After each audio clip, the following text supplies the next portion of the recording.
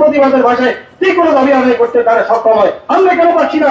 আমাদের এই 1886 সালে আসলে আজকের দিনে যে যুক্তরাষ্ট্রে কর্মকাণ্ড অতিরিক্ত কর্মকাণ্ড কর্মঘণ্টা থাকার কারণে আসলে তারা একটি আন্দোলন সৃষ্টি করেন। সেই আন্দোলনের পরিপ্রেক্ষিতে আসলে সূচনা হয় আন্তর্জাতিক মে দিবস এবং এই যে শ্রমিক দিবস। এই শ্রমিক দিবসের উপলক্ষে আসলে বাংলাদেশের প্রত্যেকটা জায়গার মতো আসলে চট্টগ্রামেও বিভিন্ন সংগঠন, বিভিন্ন রাজনৈতিক দল এবং বিভিন্ন জায়গার মানুষ আসলে এই যে আন্তর্জাতিক মে দিবস আসলে পালন করছেন। আমি এখন দাঁড়িয়ে আছি বন্দরনগরী চট্টগ্রামের সবচেয়ে গুরুত্বপূর্ণ এলাকা টাইগার পাস এলাকায়। সেখানে আসলে একটি সংগঠন আসলে তাদের ব্যানারে তারা তাদের যে ন্যায্য মূল্য রয়েছেন সেই ন্যায্য মূল্যের দাবিতে আসলে তারা আজকে মে দিবস যেমনই পালন করছেন ঠিক তেমনই তাদের ন্যায্য দিবস রয়েছেন সেই দিবসকে আসলে পালন করছেন।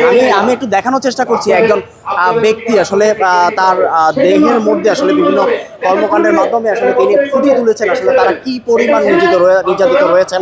তারা বলতে চাচ্ছেন 2018 সালে কালো আইন মানি না। আসলে তারা তখন 2018 সালে এমন একটি আইন করেছিলেন যে আইন আসলে তাদের মতো করে হয়নি এবং তারা আসলে সেই জিনিসটা আসলে তারা করছেন।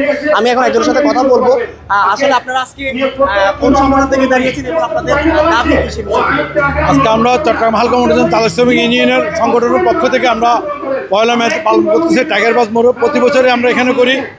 তো এখানে মূলত হলো যে আমরা মে দিবসের উদ্দেশ্য হলো যে আপনার যে 1886 সালে যে আপনার রক্ত বিনিময়ে যে আন্দোলনটা হলো যে সফলতা পাইলে বলছে, কিন্তু আদত কিন্তু আমরা কিন্তু আজ কিন্তু সফলতা পাচ্ছি না।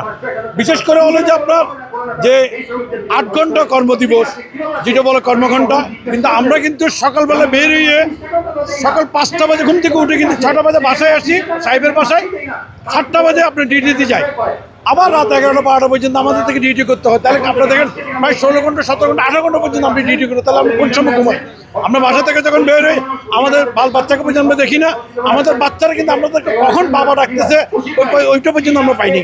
তো বিশেষ করে হলো আমাদের সরকারের কাছে একটা জোর দাবি হলো যে এখনো যে আপনার আইন আছে 2018 সালে যে কালো আইনটা বাতিল চেয়ে যে মরহুমা খালেদা জিয়া সাবেক প্রধানমন্ত্রী বাংলাদেশের যে 2006-এ যেটা আইন পাশ করেছিল, আমরা চাই যে ওই আইন পাশটাই আর কিছু সংস্কার করে ওই আইনটাই যেন বহাল যেন রাখে, ওটাই আমরা সরকারকে করতে জানছি। এই কারণেই বিশেষ হলো যে চালক কিন্তু ঘাতক না।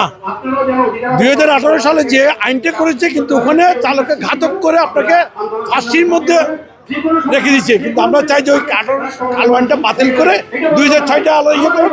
আর বিশেষ করে হলো যে 8 ঘন্টার পরে যেটা আমরা ডিউটি করি গাড়ি চালাই উঠের জন্য আমরা যেন একটা যেটা ওভার টাইম আছে কর্মঘণ্টা যেটা আছে উঠে যেন আমরা পাই, উঠে আমাদের কাছে সরকার থেকে জোর দাবি জানাচ্ছি। এটাই তারা বলতে চাচ্ছেন যে কি তাদের যে হালকা মালিক শ্রমিক যারা আছেন তারা বলতে চাচ্ছেন যে কি তাদের যারা কর্মকাণ্ড করেন তারা আসলে 8 ঘন্টা থেকে বেশি তারা ডিউটি করে থাকেন এবং তাদের সাপ্তাহিক যে ছুটি সেই ছুটিও তাদের থাকে না। সেই দাবিগুলো আজকে তারা এই আন্তর্জাতিক মে দিবস অর্থাৎ শ্রমিক দিবসে তারা এটাই দাবি তুলছেন এবং তারা বলতে চাচ্ছেন তাদের 2018 সালে একটি কালো যে আইন করা হয়েছিল তারা সেটাকে কালো আইন হিসাবে বলছেন এবং সে কালো আইন তারা বাতিল চাচ্ছেন এবং 2006 সালে যে আইন করেছিলেন সে আইন তাদের সাথে যায় এবং সেই আইন তাদের সাথে কোনো সমস্যা না হয় সে বিষয়ে তারা বলতে চাচ্ছেন।